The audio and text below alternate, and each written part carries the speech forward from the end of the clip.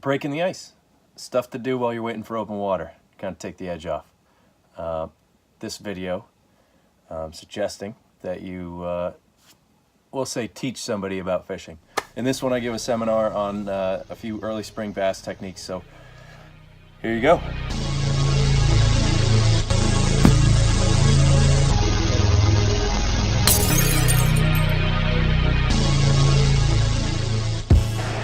Hello. Hey, how's everybody doing today? Hope you're enjoying the show. What's your favorite part of the show so far? Have you seen the trout pond? Yeah, did you like that? That's pretty sweet. I was hoping you would say me, but I mean, you can't really compete with the trout pond. Anyway, my name is Kevin Miller. I'm here as pro staff for Jay's Custom Rods and Backwoods Graphics. Today, I'm here to talk to you about some spring bass fishing tactics. Hopefully, it'll help you catch more fish this spring. Now, there are tons of things you can do to catch fish in the spring, but I'm going to talk to you about the three that I go to first when the ice goes out. So, we're talking blade baits, jerk baits, and square bill crankbaits. First things first, blade baits. Now, a blade bait is essentially just a bait fish shaped hunk of metal with a weight molded right to the body. It's got an action very similar to a lipless crankbait. However, I fish it quite a bit different. You're fishing this bait anywhere from ice out up until the water temps in that mid 50s range. So you're talking about very cold water, and that's where this bait excels. Because the water's so cold, you're dealing with very lethargic fish. And that's why with this technique, I believe that less is generally going to be more. The way I fish it is I'll cast it out there and I'll let the bait get to the bottom. You want it to sink to the bottom on a taut line. Like if you just want a slight bow in your line, that's going to give you enough contact with the bait that you can feel it if a fish takes it on the fall. But it's not so much slack that if a fish takes it on the fall, you're not going to see it or not going to feel it in the line. If you cast it out there and don't have that little bit of tension, if you're just straight slack, or I'm sorry, if you're just tight lining it when the bait's falling to the bottom, you're going to get sort of a pendulum as it falls back to the boat, and that's not really what you want. It's coming back towards the boat instead of falling straight down. So when I fish this, again, less is more. I'll cast it out there, slight bow in the line, letting it drop to the bottom, let that bait get all the way to the bottom, and I'm just giving slight little hops. I just want that bait to vibrate just a little bit, feel 2 or 3 vibrations, then let it get right back to the bottom.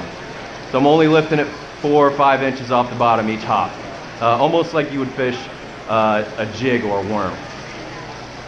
Just tiny, tiny little hops. And as you can see, the bait vibrates up, falls right back down. I can't see the fish, so I don't know if they're actually reacting to it or not, but this technique is deadly when the water's very, very cold. As for where I'm fishing this technique, I'm gonna get to the lake, depending on the lake, start out in 30 or so feet of water and work my way in towards those spawning flats, the normal transition for the fish in the spring. So they're gonna go from their deep water winter areas to shallow spawning flats where they're gonna feed up and eventually spawn. So I'm trying to follow that same movement to catch up to the fish, to find them, to catch them. So I'll start in that 30 feet of water, and I'll keep moving around until I start seeing signs of life. And by signs of life, it could be I'm idling around and marking them on the sonar. It could be fishing my way into the shallower water and catching them, or it could be I'm shallow enough that I can actually see the fish in the water. With blade baits, color, I stick with 5 basic colors for blade baits. Those colors are gold, gold, gold, gold, and silver. Next up, we've got jerk baits. So first off, jerk bait is it's a hard bait, minnow-shaped body, long minnow-shaped body with a small bill on it. That design allows this bait to have a really wide, erratic action and act like a fleeing bait fish. So it's going to be making some pretty wide movements and triggering those strikes. Water's getting a little bit warmer, so we're talking mid to low 40s up into the low 60s. The fish are starting to, you guessed it, move in a little bit shallower. They're following that transitional movement up into the shallows. So I want to be right on that edge, the area where you can often see with your eyes that, you can see the bottom in the shallow flat. You want to be on that edge where it drops off into water that you may or may not be able to see the bottom. It's a nice significant drop right off the spawning flat. So the way I'll work the bait is cast it out there, and initially it's just going to kind of float. Like I said, this is a suspending jerkbait, so it should be pretty neutrally buoyant. This one looks like it's kind of sinking a little bit, but that's not a big deal right now because we're not actually trying to catch them. But it's going to float, so I'll give it a couple pulls just to get it down to the depth. And I'm working the bait with slack in my line. The slack in the line allows me to, when I twitch my rod tip, I'm snapping the slack out of it, and it imparts that wide, gliding, erratic action. That wide action is what's going to trigger those fish to bite. Colors for jerkbaits. Personally, I don't think there is such a thing as a bad color for a jerkbait. This is the one technique that I don't keep it simple. If you ever looked in my boat, looked in my jerkbait box, it is crammed to the top with different sizes, colors, depths, you name it, they're in there. But because our lakes are so clear here in New England, I tend to start out fishing with your more natural colors, your ghost minnow, your smelt colors, and then I'll transition to those more obnoxious chartreuse or pink, or your more reflective colors, gold and chrome. Throwing this jerkbait, I'll throw it on 10 to 12 pound fluorocarbon. I like fluorocarbon for this technique because it sinks. If you're using a floating line like monofilament or a copolymer, it tends to pull the nose of the bait up, and if you're using heavy enough pound tests, it'll actually start to make the bait float towards the surface, and that's not what you want with a suspending jerkbait. You want it to, as much as possible, stay completely neutrally buoyant in that water column, so when you're making those long pauses, the fish see it, and it's sitting there just like a normal bait fish would. Square-billed crankbaits. It's another hard bait. It's a little bit smaller profile than your jerkbaits. It's a shorter body, almost like a shad, bluegill, or a craw. But it's got a squared off plastic bill on it. Some of them have a circuit board bill on it, but the square bill is very important because this allows the bait to come through cover really well. You really want to pay attention to the weather this time of year, especially as it's getting closer and closer to the spawn. Different changes in weather can really help you dial in where and what type of cover you're going to be targeting. Different type of cover and structure holds heat better than others. So rock takes a little bit longer to warm up, but it holds heat really well. So if you've had a few warm days and now you've got a cold spike, you're probably going to target rock because that's the only thing that's going to still have heat in it. Wood warms up really fast, so if it's been cold for a while and today's a really nice warm sunny day, that wood's going to heat up real quick. Those fish are going to gravitate towards the wood. The downside to the wood is it cools off really fast as well. Docks are always a good option, but I tend to, and again we're talking spring, I tend to gravitate toward docks with wood pilings or black floats underneath them. Those black floats will soak up the sun, heat up the water underneath.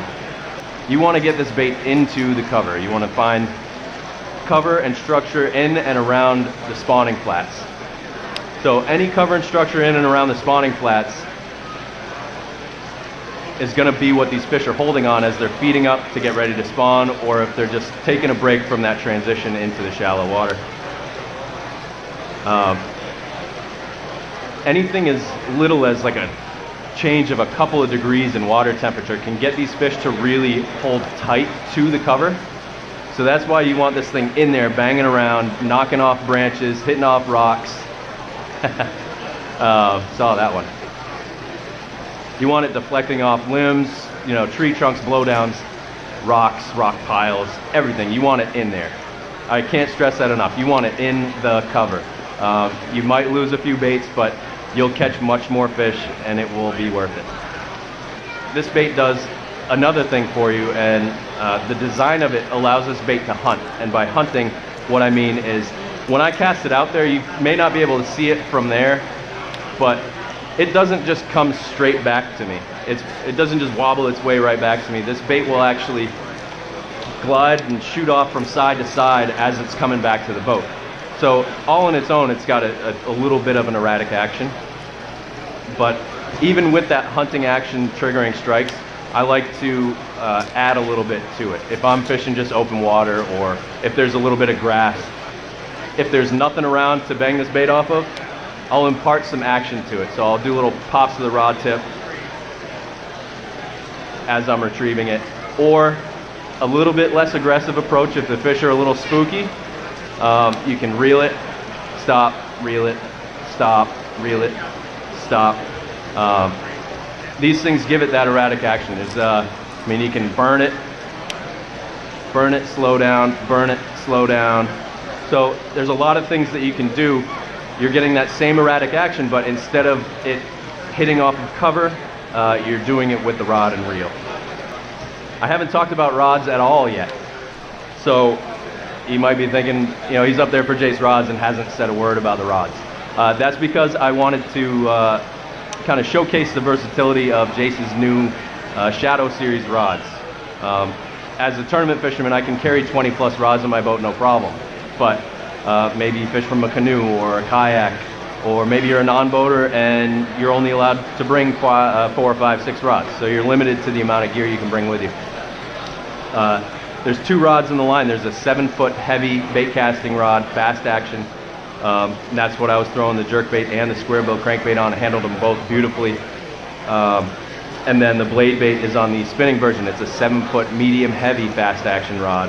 And that might actually be my next blade bait rod. Really love that rod up here. It felt great, even when I had that fish almost hooked down here. But they're still custom built rods right here in New England.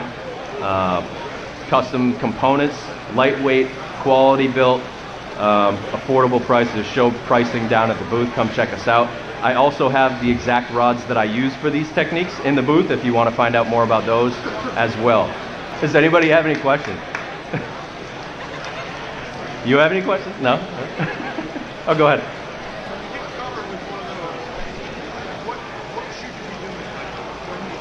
When you feel it hit the cover?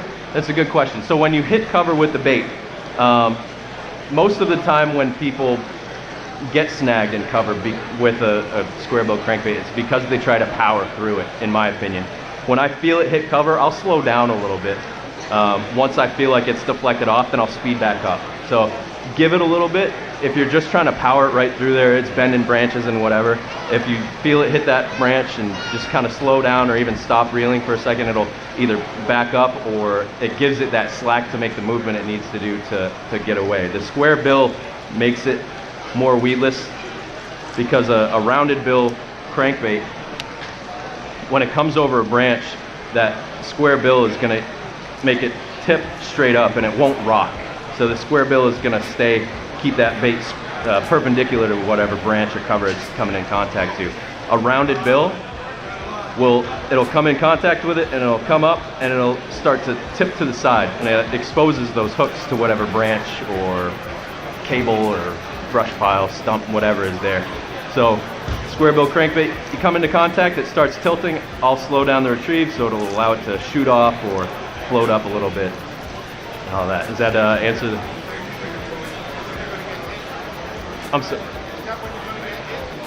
Yes. Oh yeah. That's when usually when the strike will happen is as soon as it's deflected off.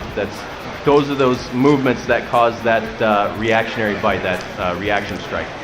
So it darting off looks like either it's scared and it's running from something, and this fish is thinking, oh, he's not running from me. He doesn't even know I'm here. I'm gonna get that. Like, I'll take it. Thank you. Any other questions? Sweet. Well, thank you very much. I hope you enjoy the show. Come on by the Jace booth, see us, say hi, buy a bunch of rods. Thanks.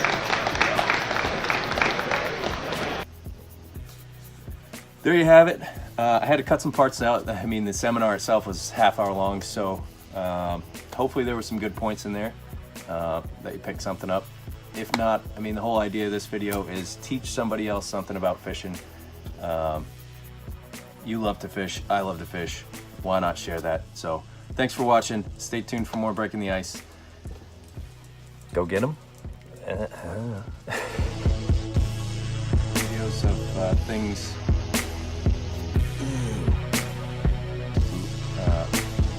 Share some information with people like that was garbage. Give me the idea to share some of your information with people. Like, I keep saying share, I don't want to say share. Thanks.